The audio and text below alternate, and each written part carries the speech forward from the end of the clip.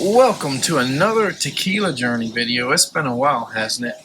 I last did that Cuco-X or Cucox, whatever it's called, which I believe was a Total Wine exclusive.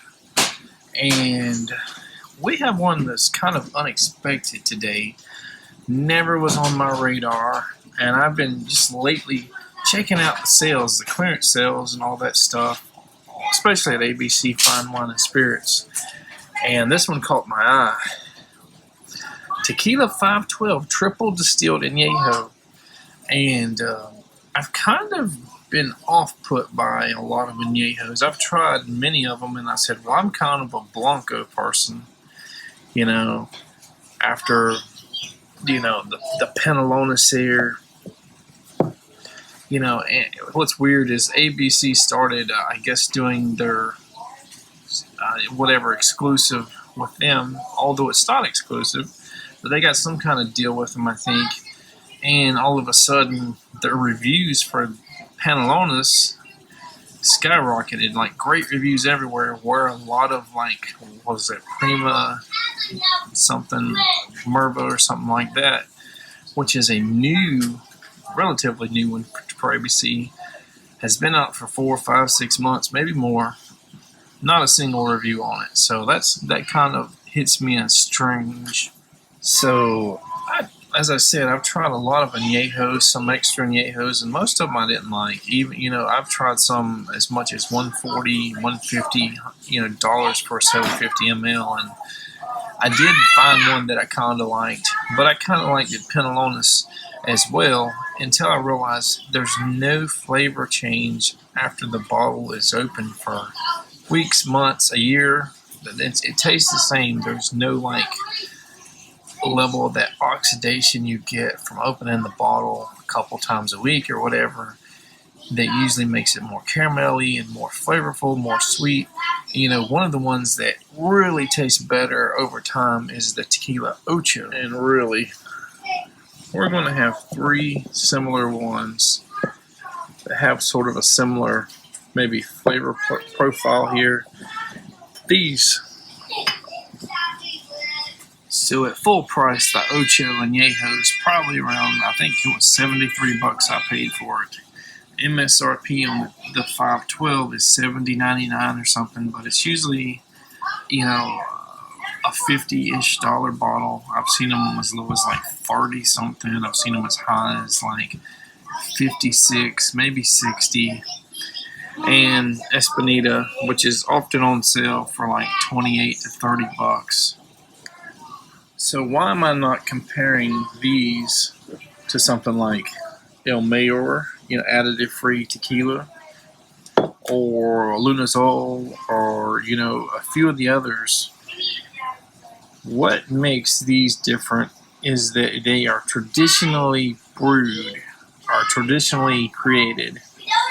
So what does that mean? It's not agave going into a fire pit in the ground. That's kind of the original method, I guess, of steaming and smoking them. Whether it's stone or brick ovens, where they're cooked very slow. It's a much more time-consuming process, and it's a much more expensive process to do versus the autoclave method, which a lot of these tequilas, even some of them like the Luna de Jalisco, they're trying to trick you because they're adding some kind of smokiness in that to make it taste like traditional tequila. And they might do it by changing a few of the barrels out. They might have something they put in there to make it smoky, but it's not traditional tequila. In that Luna de Jalisco, it had that smokiness.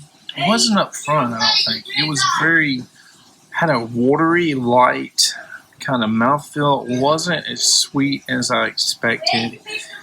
And it was almost getting into a mezcal smoke on the mid palate or maybe the back end, if I remember correctly. Of course, I don't have any bottles here. So for the price for the Luna de Jalisco, and about $47, $48 a bottle. They're faking it. If you like it, that's fine, but I really think if you want something that has that smokiness and all for a little bit better price, you probably could go with the Espinita Reposado. This is an añejo here. I think if we get to a season 3 of the Tequila Journey, we're going to split tequilas into 3 categories. We'll do like the best mixers for the price, which, you know, I think El Mayor hasn't really been beaten, except they've went up in price, at least locally, and it's sort of in the same price range as my favorite sipper and shot tequila, you know, Painted Donkey, you know. And so there's 2 of the types of tequila. One's for sipping and shots. One's for, you know, as far as an affordable sipper. One is for mixing because it just has a little bit, you know, the El Mayor just has a little bit more of the alcohol burn. You're going to probably need a chaser with it, although it's not terrible. But it's perfect for every mix that I have put it through. And then the 3rd category is traditional tequilas. No, what's wrong with the Ocho other than being almost $80? It has just a wonderful smell to it. Has a great level of smokiness to it, smell and taste. Very caramelly flavor. And as I said, the longer you age it, you know, open it a few times, let it sit for 6 months or a year, and it's going to taste completely different. So it's expensive, that's number 1. And number 2, it is a little bit more of a harsher alcohol burn. I couldn't see myself just sipping this without a chaser or something. So that kind of, for me, at that price point, it takes it out of the equation. We'll move to the Espinita. You know, if I would have gotten the Reposado first instead of the Añejo, I think I would have been a little bit more happy. And I think they're, you know, it has, this is my introduction. This was kind of like getting that first level of like peatiness, that super smokiness. Let me smell the bottle again.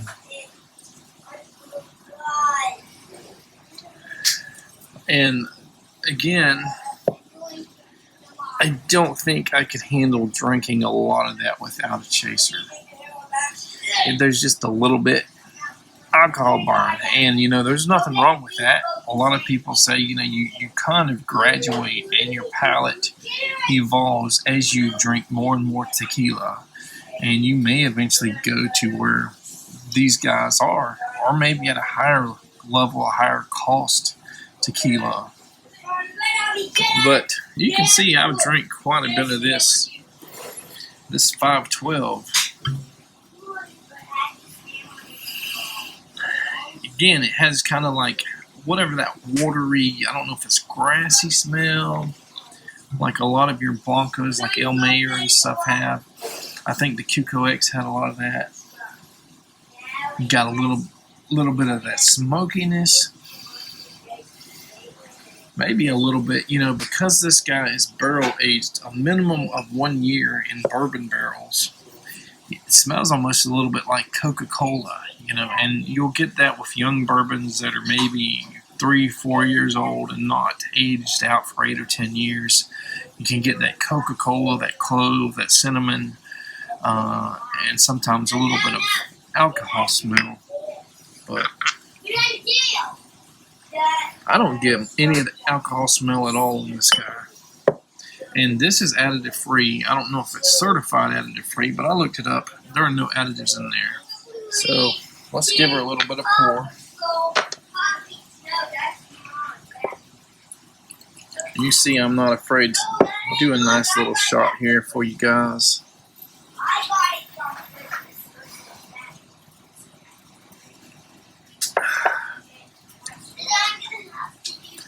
Kind of first hits you with like a caramel sweetness of the front, and it kind of backs off into a dryness. So it's kind of in between sweet and dry, but maybe going a little bit, you know, tilting the scale toward the sweet just a little bit.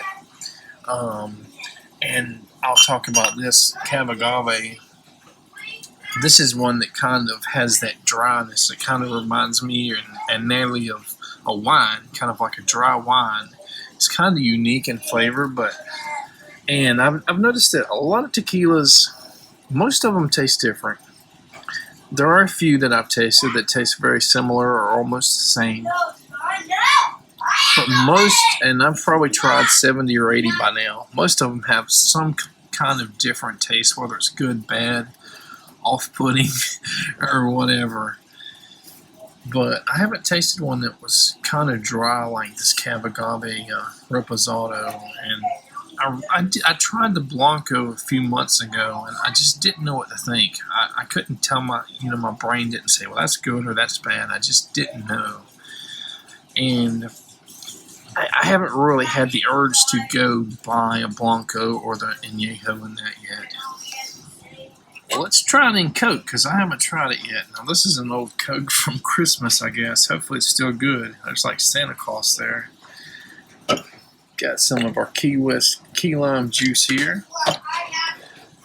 Nelly and Joe's famous. It's a famous one.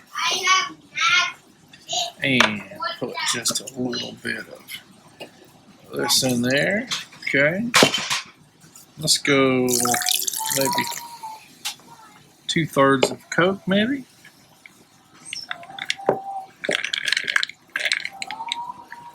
Looks good, doesn't it?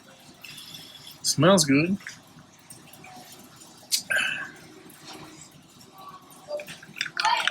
Doesn't taste too bad. Kind of in the range of most of them.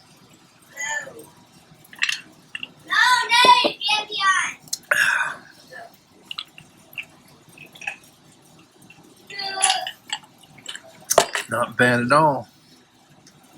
Now, one of the things that I was not able to enjoy with the Ocho, probably the Espinita, or any of them, I mean, doing the ice test, putting it neat on ice or on the rocks. Tequila, you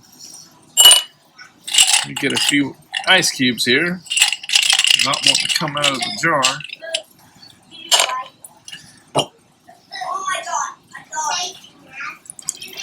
Okay. Just ice and tequila. Man, it smells wonderful, even chilled. Has a chilled. Does it amplify some of that caramel smell?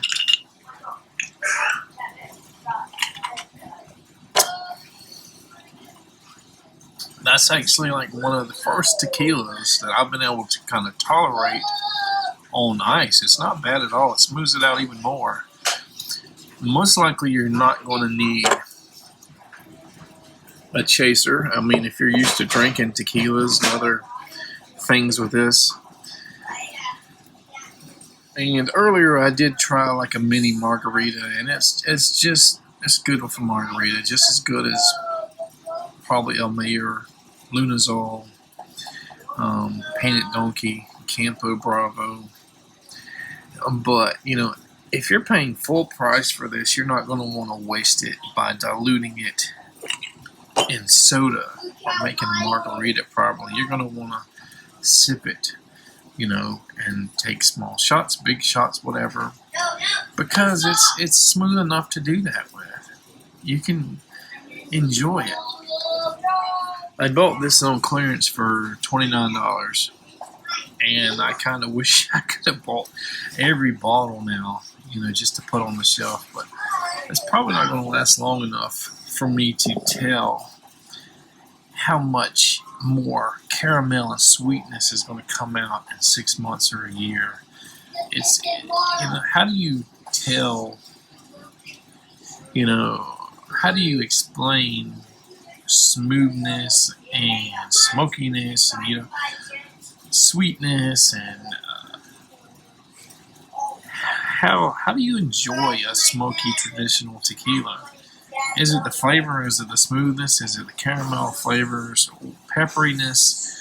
What is it that most people enjoy when they're just sitting in their living room late at night watching TV or whatever, and have it, neat or on the rocks? I don't know, because I don't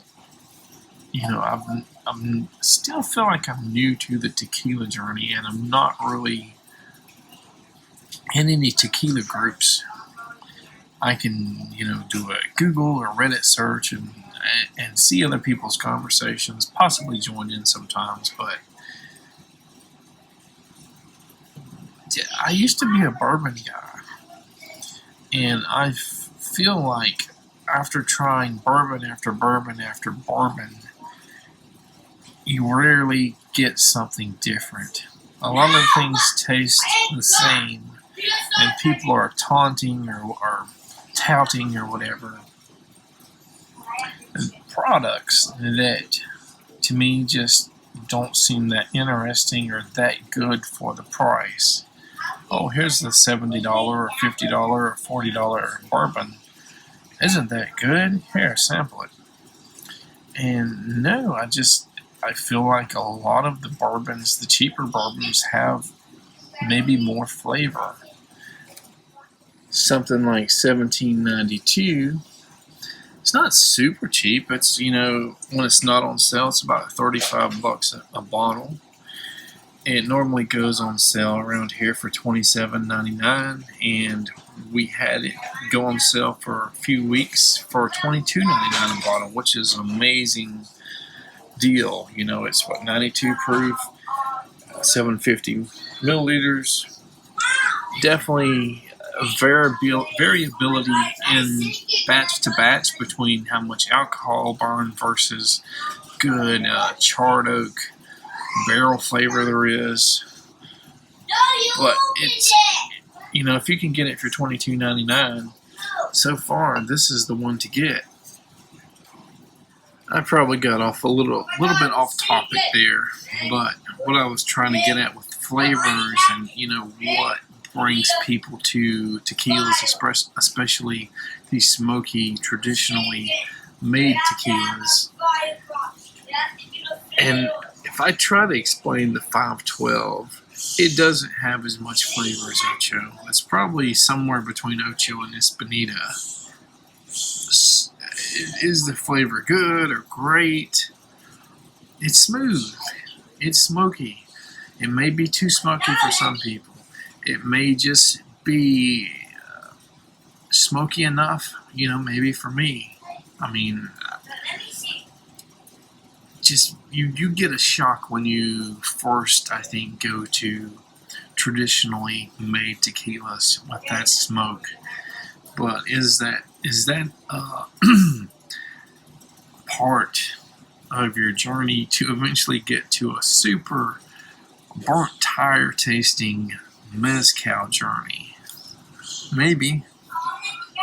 Unfortunately, money has to be a factor in maybe rating it. I'm not really rating this, but I would say if you could get Tequila 512 Anejo for $40, I would choose that over the Espinita. So these are the two, Painted Donkey and 512, the two tequilas that I can drink without a chaser, without having it being mixed in something. And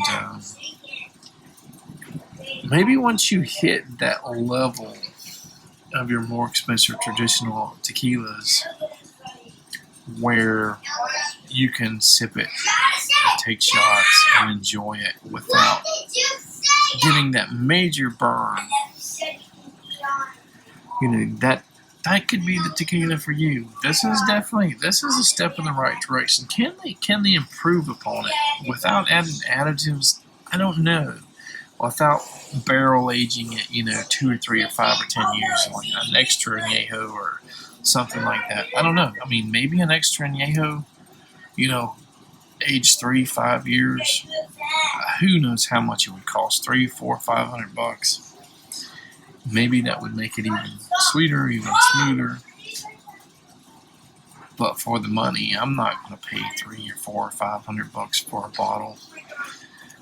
And I think another thing to consider is if you like to mix orange juice or chase with orange juice, it's almost $10 a gallon. 1-2 gallons of orange juice per 750 milliliter, you're adding $20 or close to it to the cost of your drinking. If you're adding a bunch of Coca-Colas or lemon lime sodas or whatever, squirts, grapefruit sodas, you're adding a lot of sugar and weight gain, potentially diabetes and everything to your mix. These guys, you don't need to add all that sugar. You don't need to add all the money to enjoy it. In other words, the sticker price, like this is often on sale, the Painted Donkey, for $24.99. And you can buy, like at Total Wine, you can get a 1.75 for $50. That's what you pay. I don't know what these 512s normally go for, but as I said, $40-$45, you're still probably saving money versus buying 2 gallons of 2 gallons of orange juice and a bunch of Coca-Cola. Ocho, $73 or so for the Anejo, $20 for orange juice. Basically $100 there. Your Espadita, $28, $30, $35, whatever. 2 gallons of orange juice, $20 more. So you're by the time you add 2 gallons of orange juice to that, you might as well just buy this and not drink all that sugar. That's just my opinion, but these 3 are my picks for everything. But, if this El Mayor keeps going up in cost, this guy here is just as good in a mix as El Mayor. And it's easier to take shots and sip from. And I'll just say this, it might offend some people, but don't fall for this gimmick. Penelomas is not good. Don't pay $40-$45 for this. You could just put a little bit of bourbon in your tequila and it'll taste just like this. You know how I know? Because I've already tried it. This is a celebrity, Matthew McConaughey and his brother, celebrity tequila. And as I said, it has no evolution in flavor.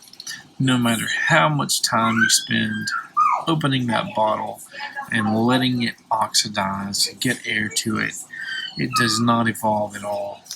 But I kind of hope that, like me, maybe some of you haven't even put Tequila 512 on your radar. And there's a reason I didn't do the Blanco. It's because it got quite a few bad ratings. It's won some awards. It's got some good ratings. Some people, I think, call it chemical, and but the Anejo got a little bit better rating, and I see why. It's additive free. I've already checked it, and it's there's nothing wrong with it. It's good. It's great.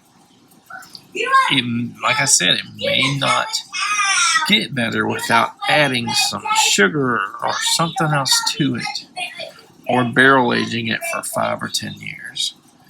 Take care, guys.